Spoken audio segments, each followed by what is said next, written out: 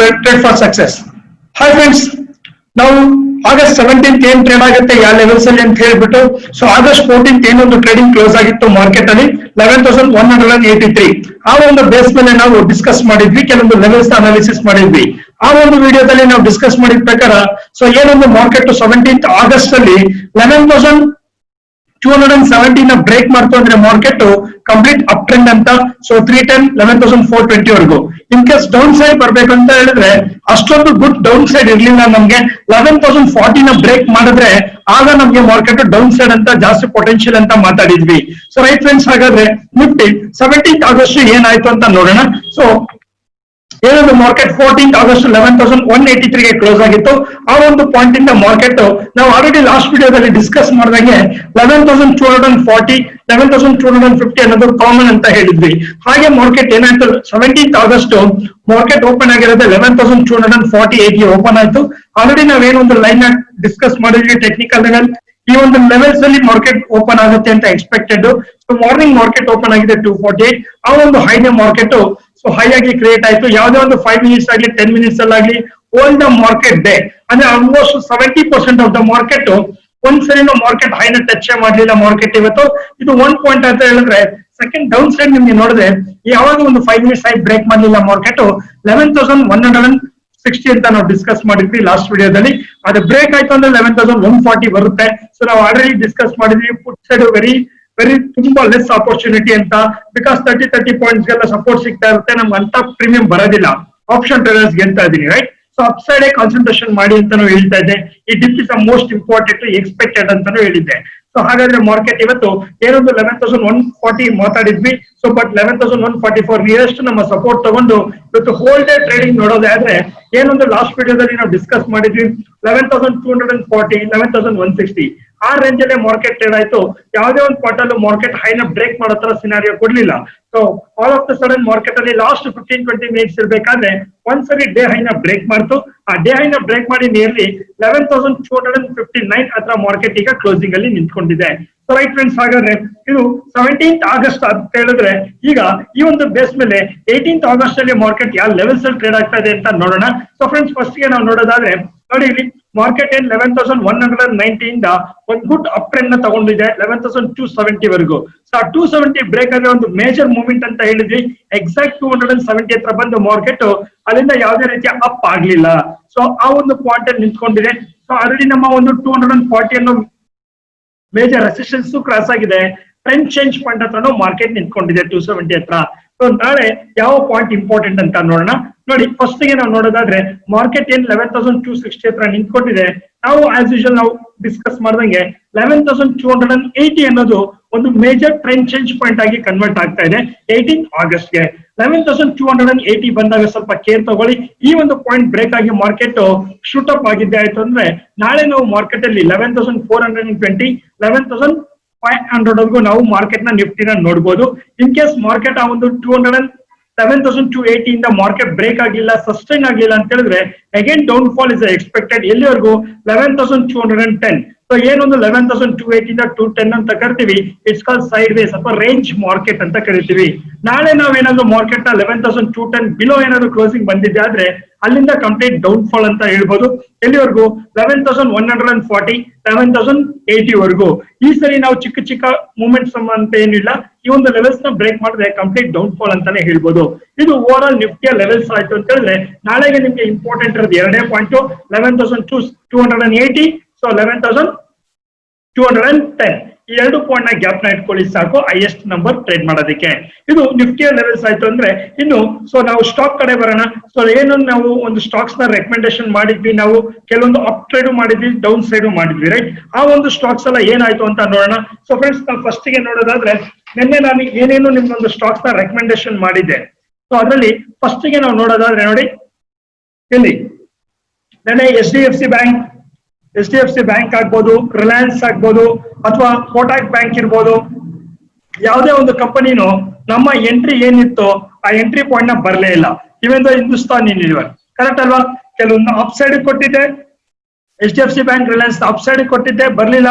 So Kotak ಮತ್ತೆ Hindustan down side ಕೊಟ್ಟಿದೆ. So ಯಾವುದೇ ರೀತಿಯ ಟ್ರೆಂಡ್ಸ್ ನ ಕ್ರಿಯೇಟ್ ಮಾಡಿಲ್ಲ. ಹಾಗಾದ್ರೆ ಯಾವ್ದೆಲ್ಲ ಎಂಟ್ರಿ ಬಂತು ಅಂತ ನೋಡೋಣ. ಸೊ ನೋಡಿ, ಇನ್ನು ಆಪ್ಷನ್ ಕಡೆ ಬಂದ್ರೆ ಆಕ್ಸಿಸ್ ಬ್ಯಾಂಕ್ ಎಂಟ್ರಿ ಬಂದಿಲ್ಲ, 9 ರೂಪೀಸ್ ಕೊಟ್ಟಿದೆ. ಇವತ್ತಿನ ಹೈ ಬಂದ್ಬಿಟ್ಟು ನೋಡಿ 8.5.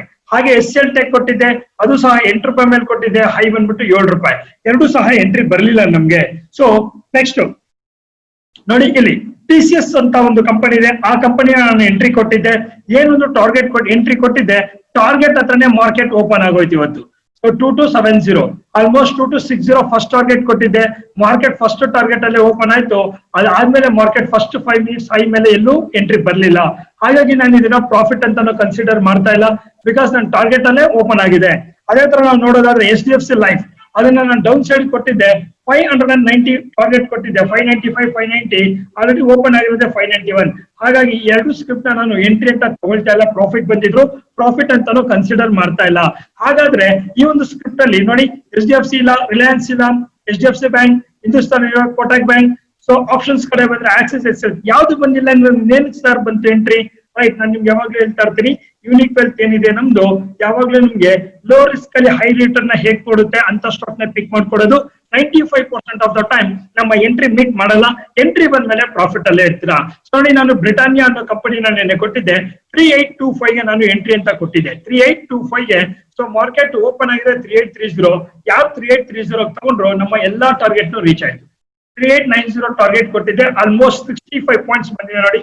65 ಪಾಯಿಂಟ್ಸ್ ಇಂಟು 100 ಕ್ವಾಂಟಿಟಿಗೆ ನಾವು ಯಾವಾಗಲೂ ಡಿಸ್ಕಸ್ ಮಾಡ್ತಾ ಇರೋದು ಈ ಒಂದು ವಿಡಿಯೋದಲ್ಲಿ 6.5K. ಯಾವ್ದ್ರಲ್ಲಿ? ಬ್ರಿಟಾನಿಯಾ 1ರಲ್ಲಿ. DLF ಅನ್ನೋ ಕಂಪನಿ ಕೊಟ್ಟಿದ್ದೆ, ಟಾರ್ಗೆಟ್ 1 ಹತ್ರ ರೀಚ್ ಆಗಿದೆ. ಇದು ಕಂಪನಿ ಬಂದು 3300 ಲಾಟ್, ಅಂದ್ರೆ ನನ್ನ ಎಂಟ್ರಿ ಕಾಸ್ಟ್ ಬಂದ್ಬಿಟ್ಟು 3.4 ಕೊಟ್ಟಿದ್ದೆ. 4.4 ಅಂದ್ರೆ ಆಲ್ಮೋಸ್ಟ್ 1 ರೂಪಾಯಿವರೆಗೂ, ಅಂದ್ರೆ ಅರೌಂಡ್ 2.8K ವರೆಗೂ ಪ್ರಾಫಿಟ್ ಅಂತ ಬಂದಿತ್ತು ಇವತ್ತು. ನೆಕ್ಸ್ಟ್ ಪವರ್ ಗ್ರಿಡ್ ನೋಡಿದ್ರೆ, ಸೊ ಯಾರೆಲ್ಲ ಪವರ್ ಗ್ರಿಡ್ ಪಾರ್ಟಿಸಿಪೇಟ್ ಮಾಡಿದ್ರಿ, ವೆರಿ ವೆರಿ ಕಂಗ್ರಾಟ್ಸ್ ಅಂತ ಹೇಳ್ತೀನಿ, ಬಿಕಾಸ್ ಹೈಯೆಸ್ಟ್ ಪೊಟೆನ್ಶಿಯಲ್ ಈ ಒಂದು ವಿಡಿಯೋದಲ್ಲಿ ಪವರ್ ಗ್ರಿಡ್ ಅಂತಾನೆ ಹೇಳ್ಬೋದು. ಎಷ್ಟು ಸರ್ ನಮ್ಗೆ ಎಂಟ್ರಿ ಕೊಟ್ಟಿದ್ದು? ನಿಮ್ಗೆ 2.6 ಮೇಲೆ ಎಂಟ್ರಿ ಕೊಟ್ಟಿದ್ದೆ ನೋಡಿ. 2.6 ಗೆ ಎಂಟ್ರಿ ಅಂತ ಹೇಳಿದ್ರೆ ಕಂಪ್ಲೀಟ್ 6.4 ಹೋಗಿದೆ ನೋಡಿ, 6.4 ಅಲ್ವಾ? Almost 3.8 rupees. ಲಾಟ್ ಸೈಜ್ ಎಷ್ಟು ಗೊತ್ತಾದ್ರು? 4000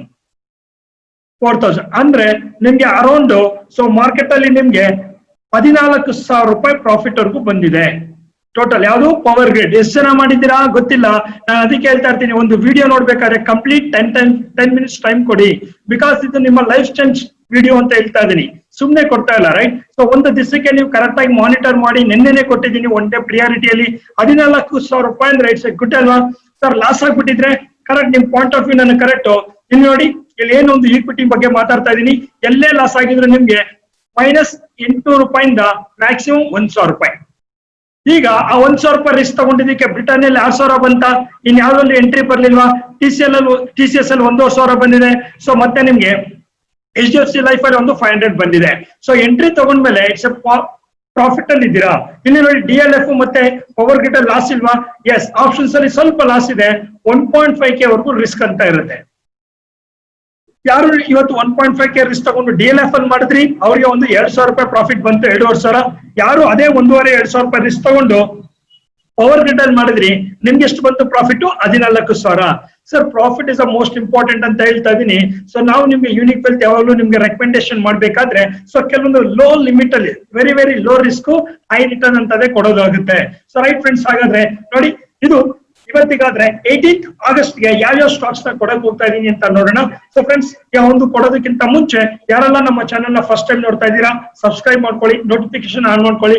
ಹಾಗೆ ನಿಮ್ಮ ಒಂದು ಏನೊಂದು ಹೇಳ್ಬೇಕು ಅಂತಿದ್ರೆ ಫೀಡ್ಬ್ಯಾಕ್ ನ ಒಂದು ಕಮೆಂಟ್ಸ್ ಮಾಡಿ ಅಂತ ಹೇಳ್ತಾ ಇದೀನಿ. ಸೊ ಹಾಗೆ ಇವತ್ತು ಬಂದಿರೋ ಪ್ರಾಫಿಟ್ ನೋಡ್ಕೊಂಡು ನೆಕ್ಸ್ಟ್ ನಾನು ಏನ್ ಕಂಪನೀಸ್ ನ ರೆಕಮೆಂಡೇಶನ್ ಮಾಡ್ತಾ ಇದೀನಿ, ಆ ಒಂದು ರೆಕಮೆಂಡೇಶನ್ ಅಲ್ಲಿ ಹೈಯೆಸ್ಟ್ ಹಣ ಹಾಕಕ್ ಹೋಗ್ಬೇಡಿ. Because unique wealth trade for success ಏನಿದೆ, ಇದು ನಮ್ಮ ಒಂದು ಏನೊಂದು ರೆಕಮೆಂಡೇಶನ್ ಅಥವಾ ನಿಮ್ಗೆ ಏನ್ ಹೇಳ್ತಾ ಇದೀನಿ, ಇಟ್ಸ್ ಕಾಲೇಜ್.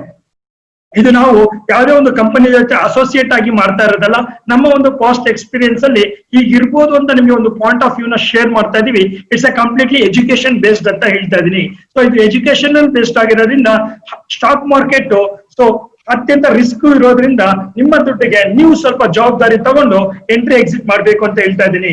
ಸೊ ಹಾಗಾಗಿ ಫ್ರೆಂಡ್ಸ್ ನೋಡಿ, ಹಾಗಾದ್ರೆ ಬರೋಣ ನಾಳೆಗೆ ಯಾವ ಒಂದು ಸ್ಟಾಕ್ಸ್ ನ ರೆಕಮೆಂಡೇಶನ್ ಮಾಡ್ತಾ ಇದ್ದೀನಿ. ನೋಡಿ, ನಾಳೆಗೆ ನಾನು ultra cements, Reliance, Britain, Bata India and Titan ಕಂಪನಿನ ಕೊಡ್ತಾ ಇದೀನಿ ಅಪ್ ಸೈಡ್ ಗೆ. ಶಾರ್ಟ್ ಕಾಂಟ್ರಾಕ್ಟ್ ಅಂದ್ರೆ ನಾಳೆ ಡೌನ್ ಆಗುತ್ತೆ ಅಂತ ಆರಾಫಾಮೋ, ಎಸಿಸಿ, ಇಂಡಿಗೋ ಇದನ್ನ ಡೌನ್ ಸೈಡ್ ಕೊಡ್ತಾ ಇದೀನಿ. ಸೊ ನಾಳೆಗೆ ಕೆಲವೊಂದು ಸ್ಟಾಕ್ ಆಪ್ಷನ್ಸ್ ಕೊಡ್ತಾ ಇದೀನಿ. ನಿನ್ನೆ ಏನ್ ಕೊಟ್ಟಿದ್ದೆ ಆಕ್ಸಿಸ್ ಬ್ಯಾಂಕ್ ಅದನ್ನೇ ರಿಟರ್ನ್ ಮಾಡ್ತಾ ಇದೀನಿ. ಸೇಮ್ ಎಂಟ್ರಿ ಪ್ರೈಸ್ ಇವತ್ತು ಮಾನಿಟರ್ ಮಾಡಿ ನಾಳೆ ಒಂದ್ ಮೂರ್ ಜಾಬ್ ಪಾಯಿಂಟ್ ಅಂತ ಹೇಳ್ಬೋದು Axis bank and HDFC. So ತುಂಬಾ ಇಂಪಾರ್ಟೆನ್ಸ್ ಆಗಿ ನೋಡ್ಕೊಳ್ಳಿ. ಇಲ್ಲಿ L&T ಅಂಡ್ ಇನ್ಫೋಸಿಸ್ PE ಅಂತ ಕೊಟ್ಟಿದ್ದೀನಿ. ಎಷ್ಟೋ ಜನಕ್ಕೆ ಇಲ್ಲೇನು ಒಂದು C ಇದೆ, ಒಂದು P ಇದೆ, ಕನ್ಫ್ಯೂಷನ್ ಆದ್ರೆ ಟ್ರೇಡ್ ಮಾಡಕ್ ಹೋಗ್ಬೇಡಿ. ಕೆಳಗಡೆ ಬರ್ತಾರ ನಂಬರ್ಗೆ ಒಂದ್ಸರಿ ಕಾಲ್ ಮಾಡಿ ವಾಟ್ ಇಸ್ ಅ CEP ಅಂತ ಎಕ್ಸ್ಪ್ಲೈನ್ ಮಾಡಕ್ಕಾಗುತ್ತೆ. ಇನ್ನು ಹೆಚ್ಚು ಹೇಳ್ಬೇಕಂದ್ರೆ ಯೂನಿಕ್ವೆಲ್ ಟ್ರೇಡ್ ಫಾರ್ ಸಕ್ಸಸ್ ಕಡೆಯಿಂದ ನಿಮ್ಗೆ ಫ್ರೀ ಸೆಮಿನಾರ್ಸ್ ಇರುತ್ತೆ. ಸ್ಟಾಕ್ ಮಾರ್ಕೆಟ್ ಅವೇರ್ನೆಸ್ ಬಗ್ಗೆ, ಸ್ಟಾಕ್ ಮಾರ್ಕೆಟ್ ಅಂದ್ರೆ ಏನು, ಎಷ್ಟು ಹಣ ಹಾಕ್ಬೇಕು ಅಂತ ನಮ್ಗೆ ಏನ್ ತಿಳಿಯೋ ನಿಮ್ಗೆ ಎಕ್ಸ್ಪ್ಲೈನ್ ಮಾಡ್ತೀವಿ. ಅದಾದ್ಮೇಲೆ ನಿಮ್ಮ ದುಡ್ಡಿಗೆ ನೀವು ಜವಾಬ್ದಾರಿ ತಗೊಂಡು ನೀವು ಪಾರ್ಟಿಸಿಪೇಟ್ ಮಾಡ್ಬೋದು. ಸೊ ಏನೇ ಒಂದು ಸ್ಟಾಕ್ ಮಾರ್ಕೆಟ್ ಅಲ್ಲಿ ಪಾರ್ಟಿಸಿಪೇಟ್ ಮಾಡ್ಬೇಕಂದ್ರು ನಮ್ಮ ಒಂದು ಕಾಸ್ಟ್ ರೆಫರೆನ್ಸ್ ಇಟ್ಕೊಂಡು 100% ಗ್ಯಾರಂಟಿ ಅಂತ ಮಾಡಕ್ ಹೋಗ್ಬೇಡಿ. ಇಲ್ಲಿ ಏನೇ ನಾನು ಕೊಡ್ತಾ ಇದ್ರು ನಾನು ನಿಮ್ಗೆ ಜಸ್ಟ್ ಎಜುಕೇಶನಲ್ ಪರ್ಪಸ್ ಅಂತ ಕೊಡ್ತಾ ಇದ್ದೀನಿ. Stock market is a risk involved, ಅದಕ್ಕೆ ನಿಮ್ಮ ದುಡ್ಡಿಗೆ ನೀವೇ ಜವಾಬ್ದಾರಿ ಅಂತಾನೆ ಹೇಳ್ತಾ ಇದ್ದೀನಿ. ರೈಟ್ ಫ್ರೆಂಡ್ಸ್, ಹಾಗಾದ್ರೆ ನೋಡಿ ಇದು ಕೆಲವೊಂದು ಕಂಪನೀಸ್ ನ ಕೊಡ್ತಾ ಇದ್ದೀನಿ. CEP ಅಂತ ಇದೆ, ಕನ್ಫ್ಯೂಷನ್ ಆಗ್ಬೇಡಿ. ಯಾರು ಗೊತ್ತಾಗ್ಲಿಲ್ಲ ಅಂತ ಹೇಳಿದ್ರೆ ನನ್ನ ಒಂದು ಹಳೆ ವಿಡಿಯೋಸ್ ಅಲ್ಲಿ CA ಅಂದ್ರೆ ಏನು, PA ಅಂದ್ರೆ ಏನು ಇದೆಲ್ಲ ಎಕ್ಸ್ಪ್ಲೈನ್ ಮಾಡಿದ್ದೀನಿ, ಇದನ್ನ ಹೇಗೆ ಬೈ ಮಾಡ್ಬೇಕು ಅಂತ. ಸೊ ರೈಟ್ ಫ್ರೆಂಡ್ಸ್, ಹಾಗಾದ್ರೆ ನೋಡಿ ಈ ಒಂದು ವಿಡಿಯೋ ನೋಡ್ತಾ ಇರೋರಲ್ಲಿ ಇನ್ನು ಎಷ್ಟು ಜನಕ್ಕೆ ಡಿಮ್ಯಾಟ್ ಅಕೌಂಟ್ ಇಲ್ಲ, ಇನ್ನ ಟ್ರೇಡಿಂಗ್ ಸ್ಟಾರ್ಟ್ ಮಾಡಿಲ್ಲ ಅಂತ ಹೇಳಿದ್ರೆ, ಸೊ ನಾವು ನಿಮ್ಗೆ ಒಂದು ಡಿಮ್ಯಾಟ್ ಅಕೌಂಟ್ ಸ್ಟಾರ್ಟ್ ಮಾಡ್ಕೊಡಕ್ಕಾಗುತ್ತೆ. ಜೊತೆಗೆ ಟ್ರೇಡ್ಗೆ ನಿಮ್ಗೆ ಹೇಳ್ಕೊಡೋದಕ್ಕೆ ಏನ್ ಬೇಕೋ ಹೆಲ್ಪ್ ಮಾಡಕ್ಕಾಗುತ್ತೆ. ಸೊ ಫ್ರೆಂಡ್ಸ್ ನೋಡಿ, ಇಲ್ಲಿ ನಾವು ಆಫ್ಲೈನ್ ಅಲ್ಲೇ ಅಲ್ಲ, ಯೂಟ್ಯೂಬ್ ಕೊಟ್ಟಿದ ತಕ್ಷಣ ನಮ್ ಜವಾಬ್ದಾರಿ ಮುಗ್ದಿರಲ್ಲ. ನನ್ನ ಸ್ಟೂಡೆಂಟ್ ಯಾರಿದ್ದಾರೆ, ಯಾರೆಲ್ಲ ಮಾಡ್ತಾ ಇದಾರೆ, ನಮ್ ಜೊತೆ ಅಸೋಸಿಯೇಟ್ ಆಗಿದ್ದಾರೆ, ಅವ್ರಿಗೆ ಮಾತ್ರ ನಾನು ಲೈವ್ ಸೆಷನ್ಸ್ ಅಲ್ಲೂ ಕೊಡ್ತಾ ಇರ್ತೀನಿ. ನಾನು ಆಲ್ರೆಡಿ ಹೇಳಿದ್ದೀನಿ, ನಮ್ಮ ಟೆಲಿಗ್ರಾಮ್ ಅಲ್ಲೂ ನೋಡಿ ಇನ್ ಟೈಮ್ ಇನ್ಫಾರ್ಮೇಶನ್ ಕೊಡ್ತಾ ಇರ್ತೀವಿ. ನೋಡಿ ಇವತ್ತು ಬೆಳಗ್ಗೆ ನಾನು ನಿಮ್ಗೆ ಇವತ್ತು ಮಾರ್ನಿಂಗ್ ನೋಡಿದ ತಕ್ಷಣ ಫಸ್ಟ್ ಒಂದು ಪುಟ್ ಅಂತ ಕೊಟ್ಟಿದ್ದೆ, ಕಾಣಿಸ್ತಾ ಇದೆಯಾ ಪುಟ್? ಯಾರೆಲ್ಲ ಇದನ್ನ ಪುಟ್ ತಗೊಂಡಿದ್ರು 60 ರೂಪಾಯಿಗೆ 10 ರೂಪಾಯಿ ಸ್ಟಾಪ್ ಲಾಸ್ ಅಂದ್ರೆ 50 ರೂಪಾಯಿ ಸ್ಟಾಪ್ ಲಾಸ್ ಅಂತ ಇಟ್ಕೊಳ್ಳಿ. ಸೊ 750 rupees, 75 into 10 ಅಂದ್ರೆ 750 rupees ಯಾರೆಲ್ಲ ಬೆಳಿಗ್ಗೆ ರಿಸ್ಕ್ ತಗೊಂಡಿದ್ರು ಅವ್ರಿಗೆ ಈ ಒಂದು ಸ್ಟಾಕ್ ಬಂದ್ಬಿಟ್ಟು 95 rupees ವರೆಗೂ ಹೋಗಿತ್ತು. ಅಂದ್ರೆ ನೋಡಿ 60 rupees ಇಂದ 90 rupees ಅಂತ ಹೇಳಿದ್ರೆ ಇಂಟು 75 ಆಲ್ಮೋಸ್ಟ್ 2.1K. ಇವತ್ತು ಬೆಳಿಗ್ಗೆ ಯಾರೆಲ್ಲ 750 ರೂಪಾಯಿ ರಿಸ್ಕ್ ತಗೊಳಕ್ ರೆಡಿ ಇದ್ದಿದ್ರೆ ಸೊ ಅವ್ರಿಗೆ 2K ಪ್ರಾಫಿಟ್ ಬರ್ತಾ ಇತ್ತು. ಅಟ್ ದ ಸೇಮ್ ಟೈಮ್ ನೋಡಿ ನಾನು ಇಮಿಡಿಯೇಟ್ ಆಗಿ ಕೊಟ್ಟಿದ್ದೀನಿ 9:50ಕ್ಕೆ. ಸೊ ಯಾರೆಲ್ಲ ಇದೀರಾ ಮಾರ್ಕೆಟ್ ಇಲ್ಲಿ ರೆಡಿ, ಗೊತ್ತಾಗ್ತಾ ಇದೆಯಾ? ದಿಸ್ ಆರ್ ಮೋಸ್ಟ್ ಇಂಪಾರ್ಟೆಂಟ್ ಅಂತ ಹೇಳ್ತಾ ಇದೀನಿ. ಮಾರ್ಕೆಟ್ ನ ಅನಾಲಿಸಿಸ್ ಮಾಡಕ್ಕೆ ಬರ್ಬೇಕು. ಎಕ್ಸಾಕ್ಟ್ ಮಾರ್ಕೆಟ್ ಆ ಲೆವೆಲ್ ಬಂದಿದ ತಕ್ಷಣ ಇಲ್ಲಿ ಕೊಟ್ಟಿದ್ದೀನಿ, ಇಲ್ಲಿಂದ ಮಾರ್ಕೆಟ್ ಬೌನ್ಸ್ ಬೇಕಾಗುತ್ತೆ, ಪ್ರಿಪೇರ್ ಯುವರ್ ಟ್ರೇಡ್ ಅಂತ ಹೇಳ್ಬಿಟ್ಟು 11,200 ಕಾಲ್ ಕೊಟ್ಟಿದ್ದೀನಿ. ಎಷ್ಟು ರೂಪಾಯಿಗೆ? 90 rupeesಗೆ. ಯಾವುದೇ ಒಂದು ಸ್ಟಾಕ್ ಆಗ್ಲಿ, ಯಾವುದೇ ಒಂದು ಸ್ಕ್ರಿಪ್ಟ್ ನಾನು ನಿಮ್ಗೆ ರೆಕಮೆಂಡ್ ಅಥವಾ ಸೊ ನಾನು ನಿಮ್ಗೆ ಎಕ್ಸ್ಪ್ಲೈನ್ ಮಾಡ್ತಾ ಇದೀನಿ ಅಂದ್ರೆ ವಿತೌಟ್ ಸ್ಟಾಪ್ ಲಾಸ್ ನಾನು ಯಾವ್ದು ರೆಕಮೆಂಡೇಶನ್ ಕೊಡಲ್ಲ. ಸೊ ನೋಡಿ 90 minus 82 ಅಂತ ಹೇಳಿದ್ರೆ around 8 rupees is the risk. Sir 8 rupees into 75 ಅಂತ ಹೇಳಿದ್ರೆ ಅರೌಂಡ್ ನಿಮ್ಗೆ ಎಷ್ಟಾಗ್ಬೋದು? 600 ರೂಪಾಯಿ ರಿಸ್ಕ್ ಯಾರು ತಗೊಳಕ್ಕೆ ರೆಡಿ ಇದ್ರು ಅವ್ರಿಗೆ ಮಾರ್ಕೆಟ್ ನೋಡಿ ಎಲ್ಲಿವರೆಗೂ ಹೋಗಿದೆ? 130. ಅಂದ್ರೆ ಸೊ 130 minus 90 rupees ಅಂತ ಹೇಳಿದ್ರೆ 40 rupees. 40 into 75 ಅಂತ ಹೇಳಿದ್ರೆ 3K. ಗೊತ್ತಾಗ್ತಾ ಇದೆಯಾ? ಓವರ್ ಆಲ್ ಇವತ್ತು ಇಂಟ್ರೋಡೆ, ನನ್ನ ಯೂಟ್ಯೂಬ್ ಬಿಟ್ಬಿಡಿ, ಇವತ್ತು ನನ್ನ ಇಂಟ್ರೋಡೆ ಪ್ರಾಫಿಟ್ ಮಾಡಿದ್ರು ಯಾರು ಇವತ್ತು ಎರಡೂ ಟ್ರೇಡ್ ಅಲ್ಲಿ ಲಾಸ್ ಆಗಿದ್ರೆ ಒಂದ್ರಲ್ಲಿ 600 ರೂಪಾಯಿ, ಒಂದ್ರಲ್ಲಿ 800 ರೂಪಾಯಿ ಅಂದ್ರೆ 1.5K. ಓಕೆ, ಎರಡು ಇವಾಗ ಪ್ರಾಫಿಟ್ ಆಗಿರೋದ್ರಿಂದ ಒಂದ್ರಲ್ಲಿ 3K, ಒಂದ್ರಲ್ಲಿ 2K ಅಂದ್ರೆ 5K. ಸರ್ ಇದನ್ನ ಇನ್ವೆಸ್ಟ್ಮೆಂಟ್ ಮಾಡಕ್ಕೆ ನಾವು ಎಷ್ಟಿರ್ಬೇಕು ಸರ್? ನಿಮ್ಮ ಅಕೌಂಟಲ್ಲಿ 10,000 ರೂಪಾಯಿ ಇದ್ರು ನೀವು ಟ್ರೇಡಿಂಗ್ ನ ಸ್ಟಾರ್ಟ್ ಮಾಡ್ಬೋದು. ನೀವು ಒನ್ ಡೇಗೆ 500 ಇಂದ 800 ರಿಸ್ಕ್ ತಗೊಳ್ತೀನಿ ಅಂತ ಹೇಳಿದ್ರು ಅಲ್ಲಿಂದ ಸ್ಟಾರ್ಟ್ ಮಾಡ್ಬೋದು ಅಂತ ಹೇಳ್ತಾ ಇದೀನಿ. ರೈಟ್ ಫ್ರೆಂಡ್ಸ್, ಈ ಒಂದು ವಿಡಿಯೋದಲ್ಲಿ ನಾನು ನಿಮ್ಗೆ ನಾಳೆ ಏನ್ ಬೇಕು ಟ್ರೇಡ್ಗೆ ಅಂತಾನು ರೆಕಮೆಂಡೇಶನ್ ಮಾಡಿದೀನಿ. ಇಲ್ಲಿ ಕೆಲವೊಬ್ರು ಮಾಡಿದ್ದಾರೆ ನೋಡಿ, ಪವರ್ ಬಿಡ್ ಒಬ್ರು 7,400 ರೂಪಾಯಿ ಮಾಡಿದ್ದಾರೆ. ನಾನು ಬೆಳಿಗ್ಗೆ ಕೊಟ್ಟರು ಪುಟ್ಟಲ್ಲಿ ಒಬ್ರು 1,500 ರೂಪಾಯಿ ಮಾಡಿದ್ದಾರೆ. ರೈಟ್ ಫ್ರೆಂಡ್ಸ್, ನಿಮ್ಗೆ ನಿಮ್ಮ ಲೈಫ್ ಅಲ್ಲಿ ದೊಡ್ಡ ದೊಡ್ಡ ಗೋಲ್ ಇಟ್ಕೊಂಡು ಹಣ ಮಾಡ್ಬೇಕು ಅಂತಿದ್ರೆ ಸೊ ಈ ಒಂದು ಯೂನಿಕ್ ವೆಲ್ತ್ ನಿಮ್ಗೆ ಯಾವಾಗಲೂ ಎಜುಕೇಶನ್ ಕೊಡಕ್ಕೆ ರೆಡಿ ಆಗಿರ್ತೀವಿ. ಎಜುಕೇಶನ್ ನಿಮ್ಗೆ ಹೇಗ್ ಮಾಡ್ಬೇಕು ಅಂತ. ಹಾಗಾದ್ರೆ ಸೊ ಜಸ್ಟ್ ಇನ್ಯಾಕ್ ವೈಟ್ ಮಾಡ್ತೀರಾ? ಯಾರಿಗೆಲ್ಲ ಡಿಮ್ಯಾಟ್ ಅಕೌಂಟ್ ಇಲ್ಲ ಅಂದ್ರೆ ಒಂದು ಚಿಕ್ಕದಾಗಿ ಡಿಮ್ಯಾಟ್ ಅಕೌಂಟ್ ಓಪನ್ ಮಾಡ್ಕೊಳ್ಳಿ ನಮ್ಮ ಹತ್ರನೇ. ಸೊ ನಾವೇ ನಿಮ್ಗೆ ಸಪೋರ್ಟ್ ಮಾಡ್ತೀವಿ. ಅದ್ರ ಜೊತೆಗೆ ಈ ತರ ಲೈವ್ ನಿಮ್ಗೆ ಹೇಳ್ಕೊಡಕ್ಕಾಗುತ್ತೆ. ಸೊ ನಮ್ದು ಲೈವ್ ಸೆಷನ್ಸ್ ಅಲ್ಲೂ ನಿಮ್ಗೆ ಅಪ್ಡೇಟ್ ಕೊಡಕ್ಕಾಗುತ್ತೆ ಅಂತ ಹೇಳ್ತಾ ಈ ಒಂದು ಸೆಷನ್ ನ ಕ್ಲೋಸ್ ಮಾಡ್ತಾ ಇದ್ದೀನಿ. ಸೊ ಇವತ್ತು ಹೇಗೆ ಪವರ್ ಗ್ರಿಡ್ ಅಲ್ಲಿ ಪ್ರಾಫಿಟ್ ಮಾಡುದು, ಬ್ರಿಟಾನಿಯಲ್ ಪ್ರಾಫಿಟ್ ಮಾಡಿದ್ರಿ, ಅದೇ ತರ ನಾಳೆಲ್ಲ ನೀವು ನಾನು ಕೊಟ್ಟಿರೋ ಸ್ಟಾಕ್ಸ್ ಅಲ್ಲಿ ಪ್ರಾಫಿಟ್ ಮಾಡಿ ಅಂತ ಹೇಳ್ತಾ ಈ ಒಂದು ವಿಡಿಯೋನ ಕ್ಲೋಸ್ ಮಾಡ್ತೀನಿ. ಮತ್ತೆ ನಾಳೆ ವಿಡಿಯೋದಲ್ಲಿ ಮೀಟ್ ಮಾಡೋಣ. Thank you so much.